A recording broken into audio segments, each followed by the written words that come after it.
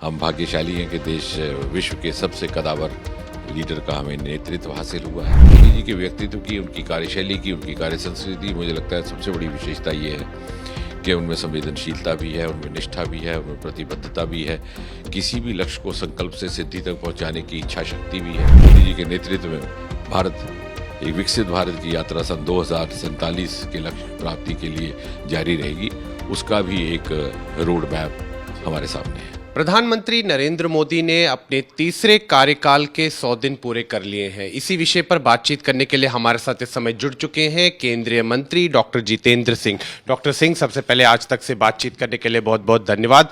Doctor Singh, प्रधानमंत्री नरेंद्र मोदी ने अपने जो 100 दिन पूरे किए हैं तीसरे कार्यकाल में, हालांकि 100 दिन काफ़ी कम समय होता है, लेकिन अगर इन 100 दिनों की हम आपसे पूछे कि सबसे बड़ी उपलब्धियाँ क्या है तो क्या कहेंगे आप? नहीं, सबसे पहले तो आज इत्तेफाक से प्रधानमंत्री जी का जन्मदिन भी है, उसकी शुभकामनाएं। हम भाग्यशाली हैं कि देश विश्व के सबसे कदावर लीडर का हमें नेतृत्व हासिल हुआ है, और मैं और मेरे जैसे कुछ और कार्यकर्ता जिनको ये मौका रहा उनके मार्गदर्शन में काम करने का, उनके साथ रहने का, उनसे सीखने का, उनके करीब रहने का, हमारे लिए तो वो रोल मॉडल भी हैं। और जैसा आपने कहा कि 100 दिन बहुत कम अरसा होता है, लेकिन मोदी जी एक ऐसा व्यक्तित्व है जो कभी छुट्टी नहीं लेते, कभी अवकाश नहीं लेते, तो इसलिए वो एक एक दिन उनके लिए बहुत बहुमूल्य है। और जैसा आपने देखा कि इन 100 दिनों में भी पिछले 10 वर्षों में जिस प्रकार का एक निष्ठावान उन्होंने एक प्रारंभ किया था, एक इनिशिएटिव, उसी को आगे बढ़ाने का काम होगा। मोदी जी के व्यक्तित्व की, उनकी कार्यशैली की, उनकी कार्य संस्कृति, मुझे लगता है सबसे बड़ी विशेषता ये है कि उनमें संवेदनशीलता भी है, उनमें निष्ठा भी है, उनमें प्रतिबद्धता भी है, किसी भी लक्ष्य को संकल्प से सिद्धि तक पहुंचाने की इच्छा शक्ति भी है, courage of conviction, capacity to break taboos of the past. अगर वक्त गुजरने के साथ कुछ परंपराएं अपना औचित्य खो बैठी हों तो उनको त्याग करके नए नवीनतम विकल्पों को अपनाने की क्षमता। जैसे आपने देखा किस प्रकार उन्होंने स्पेस सेक्टर को मुक्त कर दिया प्राइवेट पार्टिसिपेशन के लिए, जिस प्रकार से आपने देखा अनेकों गवर्नेंस रिफॉर्म्स आए, इंटरव्यू समाप्त हो गए, टेस्टेशन का की जो कुरीति चली आ रही थी अंग्रेज़ों के समय से ख़त्म हो गई, लगभग 200 पुराने नियम समाप्त कर दिए। और इस 100 दिन में भी उसकी झलक भी है, और आने वाले 5 वर्षों का भी एक ट्रेलर है। और इंफ्रास्ट्रक्चर पर बल, डिफेंस प्रोडक्शन पर बल, R&D पर बल, स्पेस सेक्टर पर फोकस, लगभग 15 लाख करोड़ से अधिक राशि इस 100 दिन में इन्वेस्टमेंट्स या घोषणाओं के माध्यम से इंफ्रास्ट्रक्चर के लिए निर्धारित की गई, जिसमें से 3 लाख करोड़ लगभग रेल, मेट्रो, सड़कों, एयरपोर्ट्स इत्यादि, क्योंकि यातायात किसी भी राष्ट्र की प्रगति के लिए अनिवार्य है। यदि आप उन विभागों की बात करें जिनसे मेरा सीधा सीधा ताल्लुक है, तो स्पेस सेक्टर को लेकर 1000 करोड़ रुपए का वेंचर फंड स्पेस स्टार्टअप्स के लिए। हमारे पास केवल 1 डिजिट स्टार्टअप हुआ करते थे। मोदी जी ने जब नई पॉलिसी लाई तो आज हमारे पास वो संख्या बढ़ करके लगभग 300 हो गई। इसी प्रकार नेशनल रिसर्च फाउंडेशन अनुसंधान दूसरे कार्यकाल के अंतिम दिनों में उसको स्वीकृति दी गई थी। इस 100 दिनों में उसके लिए 50,000 करोड़ रुपया राशि निश्चित किया गया, निर्धारित किया। उससे बिल्कुल गेम चेंजर होगा। बायो E3 पॉलिसी भी इन्हीं 100 दिनों में पास की गई, that is biotechnology for economy, for environment, for employment. और क्योंकि हमारा ये मानना है कि जो अगली इंडस्ट्रियल रेवोल्यूशन होगी वो बायो इकोनॉमी ड्रिवन होगी, जिस प्रकार से कि 1990 दशक की इंडस्ट्रियल रेवोल्यूशन IT ड्रिवन थी। So we are now ahead of others, we have taken a lead. इसी प्रकार आप अगर देखेंगे, विज्ञान धारा नाम की एक नई पॉलिसी लाई गई, वो भी इन 100 दिनों में लगभग 10,500 करोड़ रुपए की लागत से। इसी प्रकार मिशन मौसम भी इन्हीं 100 दिनों में शुरू किया गया, सो दैट अपग्रेडेशन हो, वेदर फोरकास्ट जो वर्ल्ड स्टैंडर्ड से हम किसी तरह से कम न रह पाए। तो अनेकों ऐसी, और अगर नागरिक हित की बातें करें तो हमारे पास 4 करोड़ लगभग मकान हुआ करते थे। इन 100 दिनों में निर्णय हुआ कि आने वाले समय में 3 करोड़ और पक्के मकान निर्माणित कर दिए जाएंगे।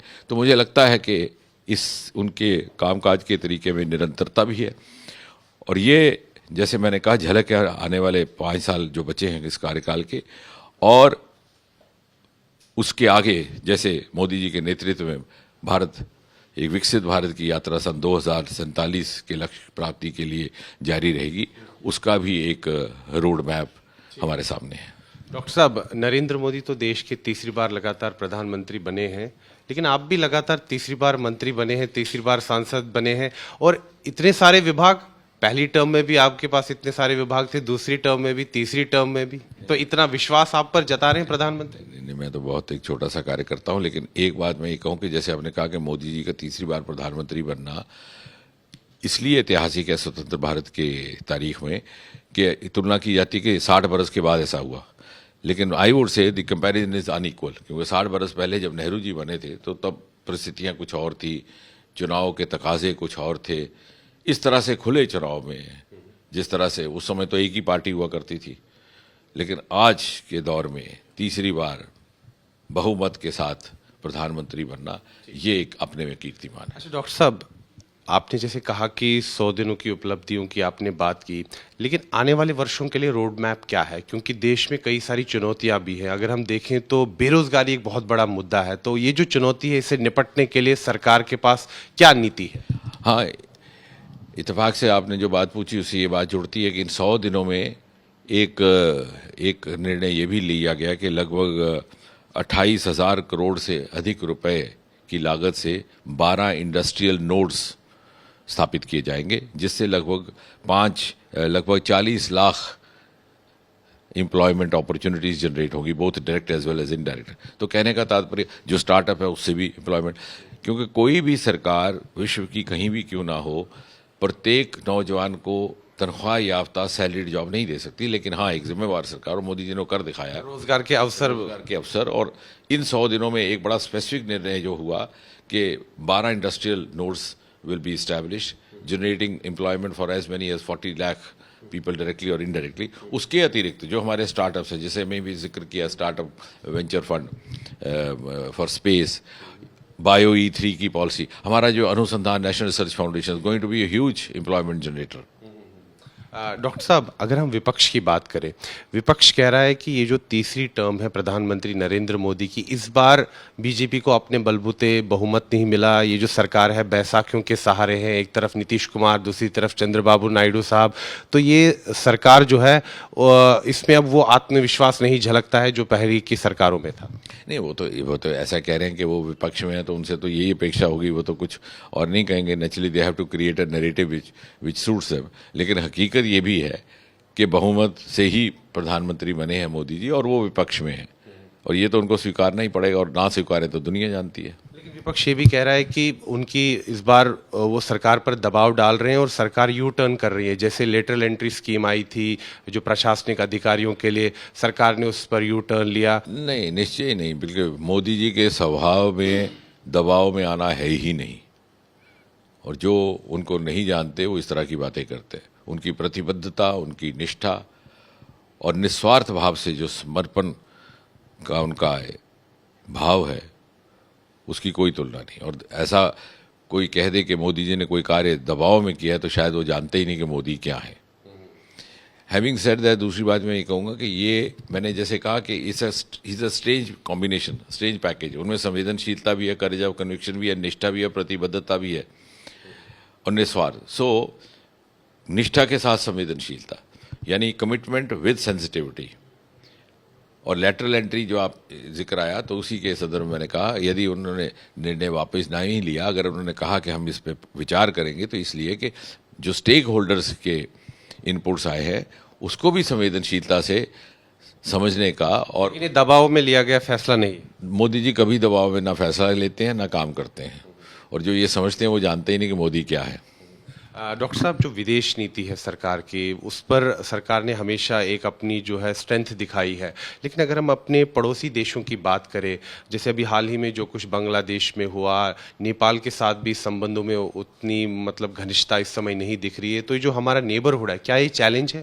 नहीं, कदापि नहीं, कतई नहीं, बल्कि जो बांग्लादेश में हुआ या यहाँ पर जैसे आपने उदाहरण दिया, वो उनकी आंतरिक विडंबनाओं का नतीजा है। लेकिन साथ ही साथ ये भी हकीकत है कि आज जब प्रधानमंत्री वॉशिंगटन DC जाते हैं, तो प्रेसिडेंट बाइडन के साथ जब बातचीत होती है, तो वहाँ से सुझाव आता है कि इंटरनेशनल स्पेस स्टेशन पे हमने अपने लोग भेजने, आप भी अपने एस्ट्रोनॉट्स भेजिए। यानी मोदी जी ने हिंदुस्तान का रुतबा इतना बुलंद कर दिया कि people are now looking up to Modi for advice.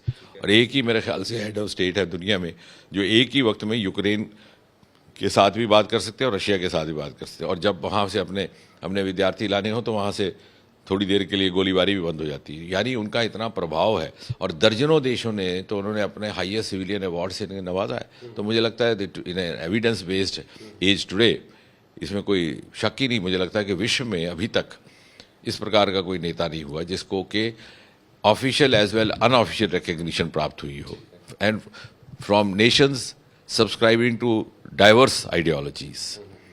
एक तरफ रशिया कम्युनिस्ट है, एक तरफ यूक्रेन है। तो मुझे नहीं लगता कि इस बात में कोई तथ्य है। डॉक्टर साहब, चूंकि आप अंतरिक्ष विज्ञान विभाग में भी मंत्री हैं, तो जो गगनयान मिशन है जो कि काफ़ी बड़ा मिशन होने जा रहा है, उस पर क्या अपडेट है? क्योंकि पूरा देश बड़ी ही बेसब्री के साथ इंतजार कर रहा है कि ये बहुत ही बड़ा जो कदम होने जा रहा है, देश को गौरवान्वित करने जा रहा है ये कदम। इन 100 दिनों में गगनयान को लेकर के भी अनेकों निर्णय हुए हैं। हुआ ये था कि गगनयान में विलंब हो गया, कोविड के कारण हम 2 साल पीछे चले गए। हमारे उस समय जो पोटेंशियल एस्ट्रोनॉट्स थे उनका प्रशिक्षण चल रहा था, ट्रेनिंग चल रही थी ग्रेगरी इंस्टीट्यूट मॉस्को में, उन्हें वापस लौटना पड़ा। लेकिन अब विलंब का समय ख़त्म हुआ है। अब हमारे 3 एस्ट्रोनॉट्स की शिनाख्त भी हो गई जो उसके लिए तैयारी कर रहे हैं, और अब हमारे ट्रायल मिशन जारी हैं। हमारा जो अल्टीमेट गगनयान रहेगा वो 2025 में रहेगा, और उससे पहले जो फाइनल हमारा ट्रायल होगा वो एक, जैसे आप कहते हैं फुल ड्रेस रिहर्सल, वो एक रोबो की शक्ल में होगा।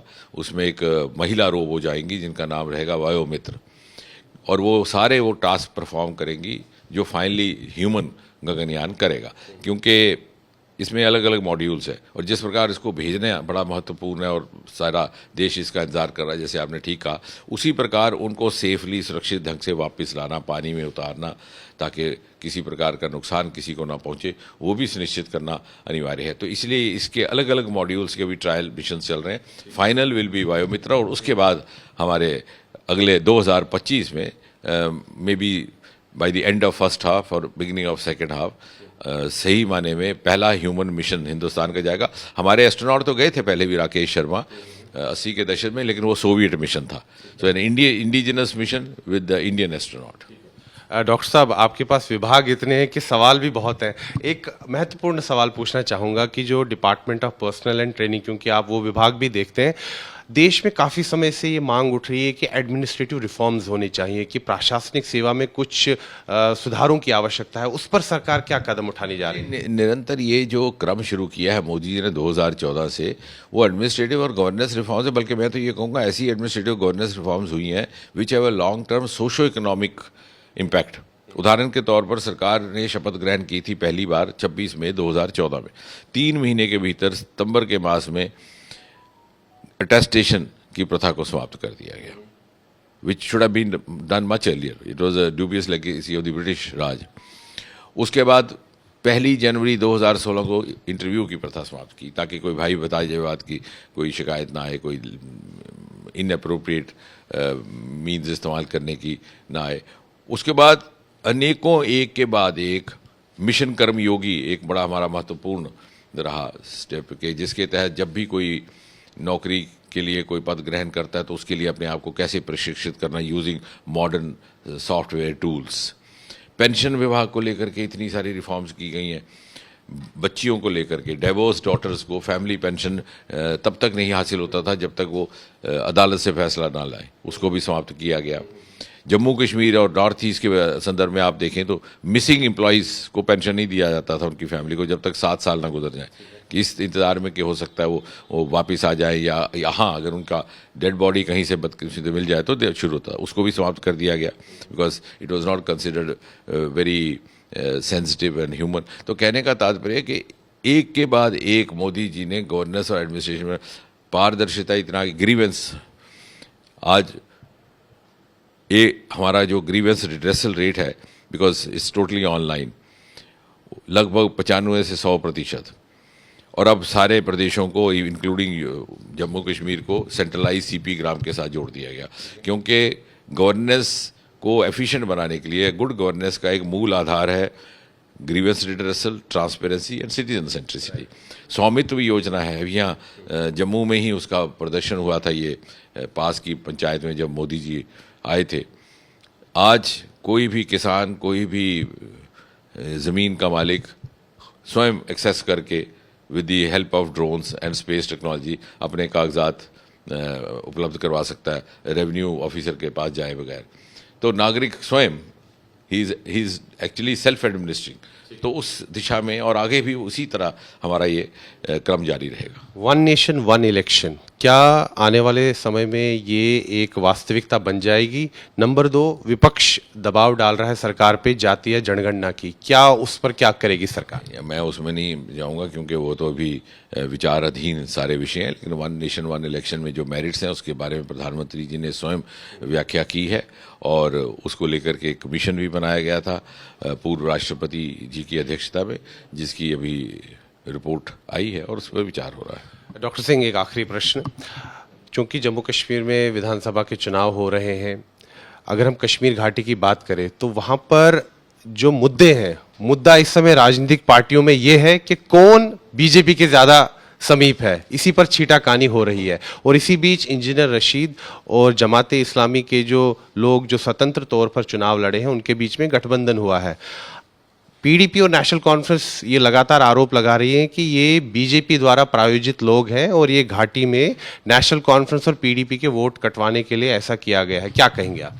नहीं, पहले तो मुझे इस तरह की बातें सुन के बड़ा आनंद महसूस होता है, सैडेस्ट प्लेजर। वो इसलिए कि इस तरह की बातें पराजय का संकेत होती हैं। They are spoken from a position of weakness not strength. जो पार्टियां इस तरह से पहले बहानेबाजी शुरू कर देती हैं, ये प्रॉक्सी है, ये उनका है, ये वैसा है, इसका अर्थ ये है कि ये तो कबूल कर चुके हैं कि हम नहीं जीतने वाले और हम सरकार नहीं बनाने वाले, और इस तरह से वो पहले से ही अपने एक्सप्लेनेशंस तैयार कर रहे हैं। तो मुझे नहीं लगता इसमें यथार्थ है इतने खुले माहौल में, बल्कि I think this is something to celebrate. Modi ji ने तो सही माने में मेन स्ट्रीमिंग ऑफ डेमोक्रेसी किया है जम्मू कश्मीर में। वो आप देखिए, वो नज़ारा घाटी में 8-10% वोट पड़ता था और 50 और 60 के दशक में तो एक आम दृश्य देखने को मिलता था कि रिटर्निंग ऑफिसर लास्ट डे को सारे नॉमिनेशन पेपर रिजेक्ट कर देता, केवल सत्ताधारी पार्टी का एनसी का एक कैंडिडेट रहता और उसको घोषित भी कर देता बिना चुनाव के। वो कहा जाता था एनसी एमएलए है कि जनता एमएलए है, क्योंकि जम्मू में फिर भी थोड़ा सा चुनाव होता था।